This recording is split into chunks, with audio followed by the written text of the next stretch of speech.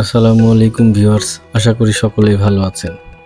শরীফ digital ডায়েরিতে আপনাদেরকে স্বাগতম। আজকে আমি আপনাদেরকে দেখাবো যে আপনার ফেসবুক আইডিটি কিভাবে ভেরিফাই করতে হয় এবং এই আইডিটি ভেরিফাই করলে কি কি উপকারিতা তা আগে জেনে নেওয়া যাক। ফেসবুক আইডি ভেরিফাই করলে আপনার আইডিটি আরও অথেন্টিকেটেড হয়। ফেসবুক বা মেটা সবসময় অথেন্টিকেটেড অর্থাৎ বিশ্বাসযোগ্য জিনিসগুলো পছন্দ করে। আর এই ফেসবুক আইডি ব্যবহার করতে গেলে, ভেরিফিকেশন করতে গেলে আপনাকে অবশ্যই government issued national ID, passport অথবা ড্রাইভিং লাইসেন্স, এই তিনটির মধ্যে যে কোনো একটি থাকতে হবে। এই তিনটির মধ্যে যে কোনো একটি অ্যাকসেপ্ট করে ফেসবুক। এবং আরেকটা সুবিধা হলো আইডিটি ভেরিফাই করে নেওয়ার, যে দেখা যাচ্ছে আপনি ফেসবুকের পেজটি ক্রিয়েট করতে যাচ্ছেন একটি, সেখানে আপনাকে দেখাচ্ছে যে you have created too many pages, অর্থাৎ আপনি অনেকগুলো পেজ ক্রিয়েট করেছেন কিন্তু আপনি কোনো দিন কোনো পেজ ক্রিয়েট করেন নাই। সো এক্ষেত্রে আপনি যখন আপনার ফেসবুক আইডিটি ভেরিফাই করে নেবেন তখন কিন্তু এই প্রবলেমটি আর আসবে না। আরেকটি গুরুত্বপূর্ণ বিষয় বলি, চলে যাওয়া যাক। যে আমি আমার একটি ব্রাউজারে গিয়ে ফেসবুক আইডিটি আগে লগ ইন করে নিই। লগ ইন করার পরে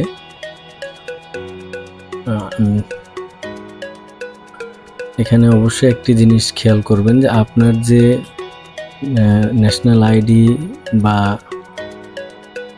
পাসপোর্ট আছে সেইটা অনুযায়ী অবশ্যই আপনার ফেসবুক আইডির নামটা থাকতে হবে, একদম হুবহু ওইভাবেই থাকতে হবে। দেখুন এখানে কিন্তু আমার যে ন্যাশনাল আইডি আছে সে অনুযায়ী সে নামটি আছে, এবং সেটিংসে যে আপনি সেই ন্যাশনাল আইডিতে যে ডেট অফ বার্থ আছে সেটি অবশ্যই সেই অনুযায়ী ডেট অফ বার্থটি বসিয়ে দিবেন।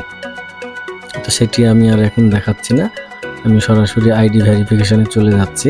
এবং আইডিটি, ন্যাশনাল আইডিটি অবশ্যই একটি নির্দিষ্ট ফরম্যাটে আপনি অবশ্যই স্ক্যান করে নেবেন আপলোড করার সময়, যাতে সুবিধা হয়।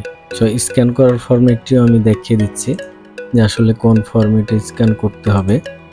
এখানে দেখুন আমি একটি ফরম্যাট রেডি করে রেখেছি,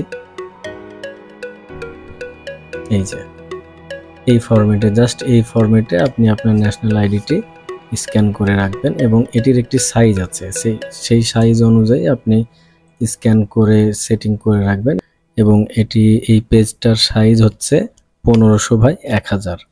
অবশ্যই এই সাইজে আপনি স্ক্যান করে নেবেন, নিয়ে আপনি ডেস্কটপে রেখে দিবেন। এরপরে সরাসরি আপনি চলে যাবেন আপনার ব্রাউজারে যাওয়ার পরে দর্শক এখানে দেখছেন যে আমার ফেসবুক আইডিটি লগ ইন করা আছে, এবং এখান থেকে এই যে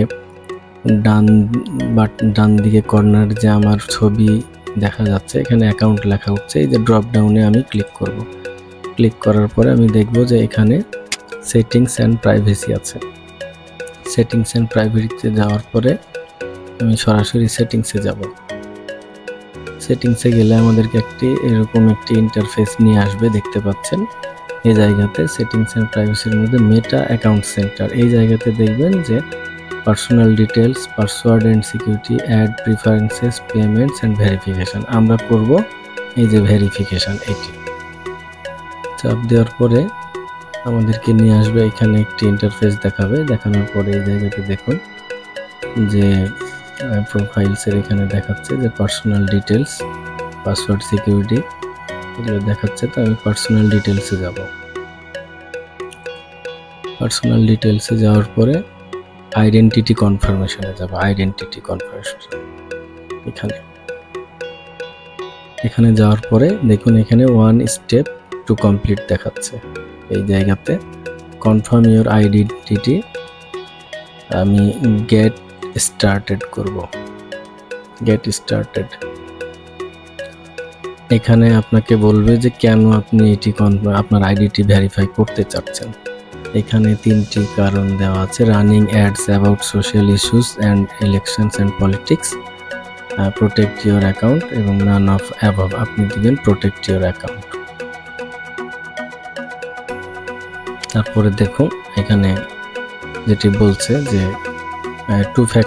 টু ফ্যাক্টর অথেন্টিকেশন, এটি যদি অফ থাকে আপনার তাহলে অবশ্যই অন করে নিতে হবে। আমার যেহেতু অন আছে আমি আর টার্ন অফে চাপ দিচ্ছি না। টার্ন অফে চাপ দিলে তখন আবার অফ হয়ে যাবে।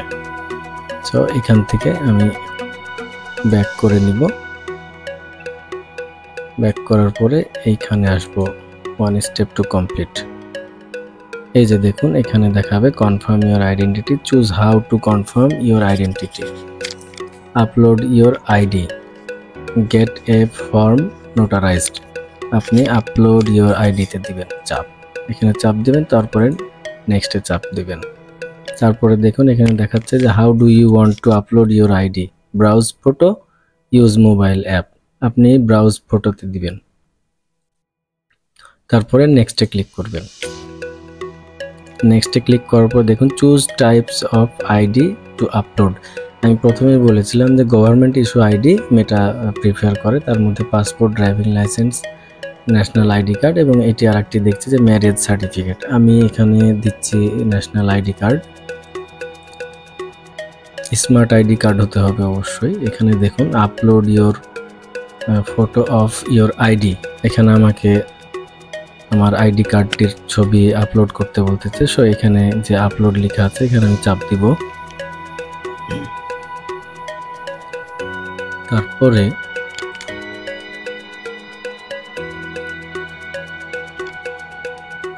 আমার এনআইডিটি আপলোড করে দিব। এই যে দেখুন আমি আগের থেকেই সাইজ করে রেখেছিলাম। এই যে দেখুন ডাইমেনশন লেখা দেখাচ্ছে 1500 × 1000। এইটিতে আমি ডবল ক্লিক করব। ডবল ক্লিক করার পরে আমি এই জায়গাতে সাবমিটে চাপ দিব।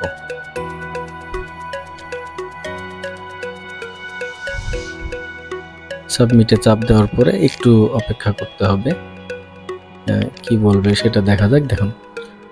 দেখুন দর্শক মণ্ডলী, এখানে confirm your identity confirmation in progress.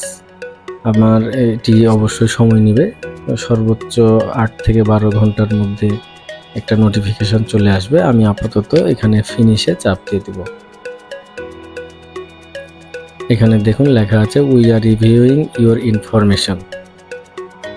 So তারা রিভিউ করবে, করার পরে যদি সঠিক পায় তাহলে অবশ্যই অ্যাপ্রুভ করে দিবে।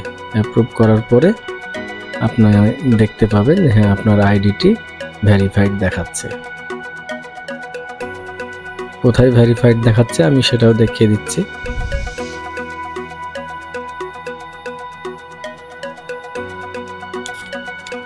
সো যখন আমার আইডিটি কনফার্ম হয়ে যাবে, ভেরিফাইড হয়ে যাবে, তখন আমার এই যে আইডেন্টিটি কনফার্মেশনের এখানে গ্রিন আকারে দেখাবে যে কনফার্ম লেখা থাকবে।